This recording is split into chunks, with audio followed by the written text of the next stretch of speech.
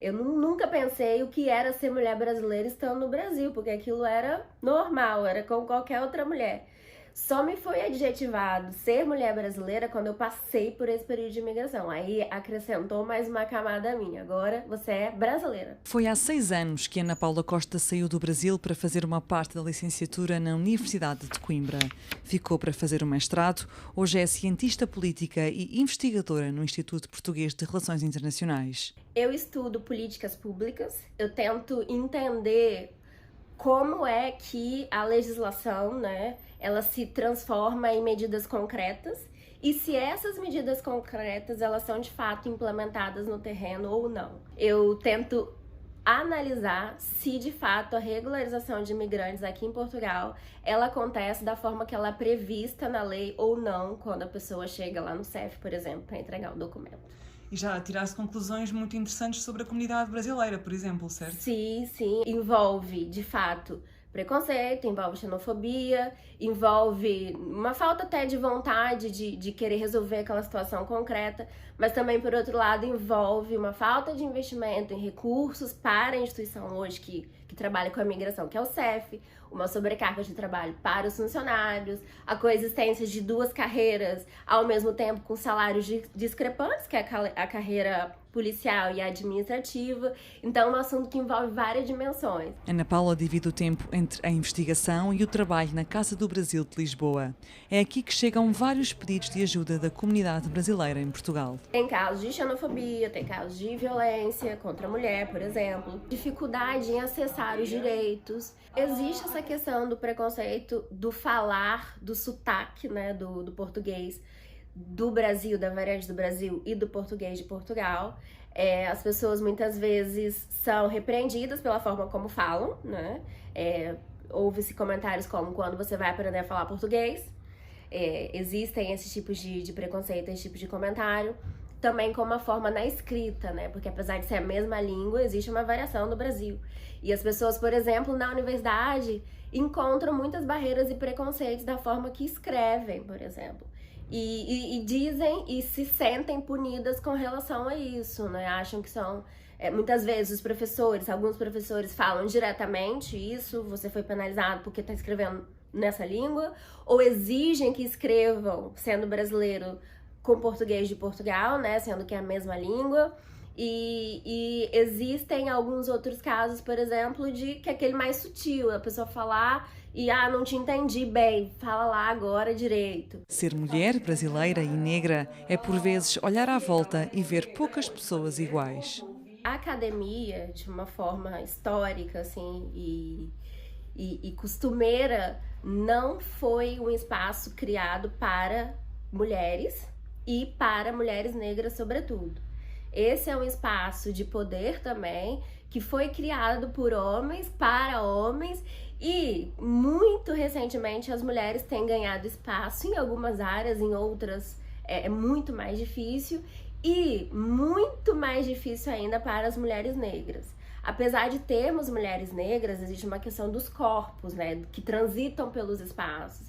Esse espaço, historicamente, não foi construído, não foi pensado para a ocupação das mulheres negras. Então, muitas vezes, as pessoas podem não chegar para mim ou para uma pessoa negra e dizer que aquele espaço não é dela, mas a forma como as pessoas, né, as mulheres negras são tratadas na academia, o olhar que recebem, a sexualização dos seus corpos, tudo diz simbolicamente, mesmo que não através de palavras, que aquele lugar não nos pertence. A realidade comprova as investigações e vice-versa. Da minha turma de doutoramento, olhando aqui agora, eu sou a única mulher negra brasileira. Isso é uma coisa que tu reparas quando estás numa sala, quando estás num grupo?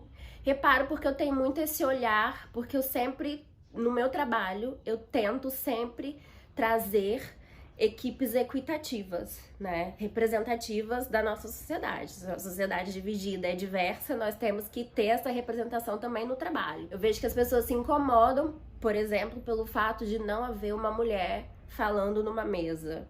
Mas elas se incomodam um pouco pelo fato de não haver uma mulher negra, ou que seja, um homem negro falando numa mesa. Isso não chama muita atenção, mesmo para aquelas pessoas que já fazem parte desse universo de Ativismo. desconstrução, de ativismo, de reflexão. Como a questão do machismo, da violência contra a mulher, da misoginia, ela é muito mais falada. E eu acho que até muito mais do que falada, ela é mais bem aceita pelas pessoas do que o racismo, né? Do que a questão do racismo aqui em Portugal. Aceita-se menos a violência contra a mulher e a misoginia do que aceita-se menos o racismo, por exemplo. Porque é uma questão que eu vejo que está muito inicial, uma discussão muito inicial aqui. Na vida do dia-a-dia, a especialista e cidadã Ana Paula identifica o impacto de estereótipos que se prolongam no tempo. Eu carrego, e eu penso que isso é uma experiência comum das mulheres brasileiras, o estereótipo que é muito ligado ao corpo e à sexualidade, assim.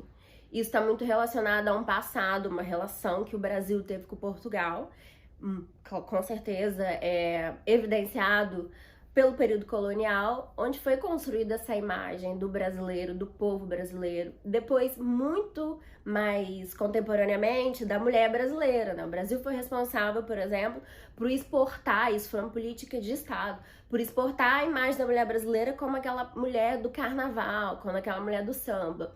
E isso ficou muito impregnado de uma forma imagética nas pessoas fora do Brasil, não brasileiras, no exterior. E como é que te apercebeste disso?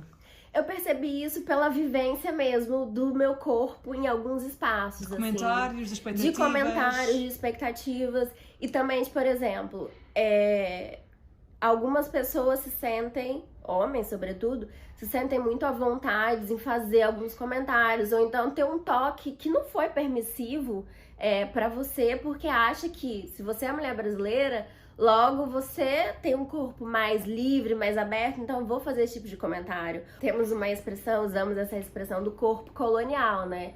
Que é aquele corpo para ser explorado, que é aquele corpo para ser de fato ali entendido como também uma propriedade. Há quase uma expectativa de tu seres determinada coisa em determinado momento para determinadas pessoas. Sim, por exemplo, especificamente essa questão do roubar maridos, que a mulher brasileira traz como estereótipo.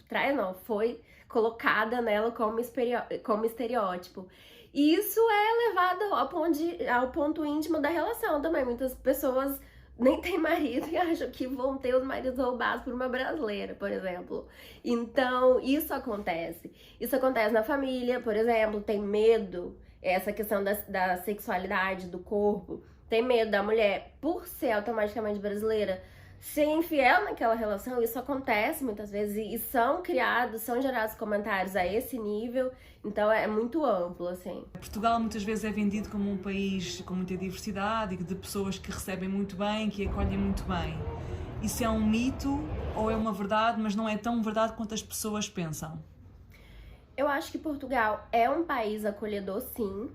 Só que, como qualquer outro país, tem os seus problemas. Muitas vezes a frase "Portugal é um país acolhedor", ela é utilizada para mascarar os problemas, quando, na verdade, os problemas, refletir sobre eles e trabalhar com eles, e para resolvê-los, né, é uma forma de tornar esse país mais acolhedor. Ana cresceu na diversidade desde logo na família. Através da profissão, tenta agora torná-la visível nas políticas e nos comportamentos.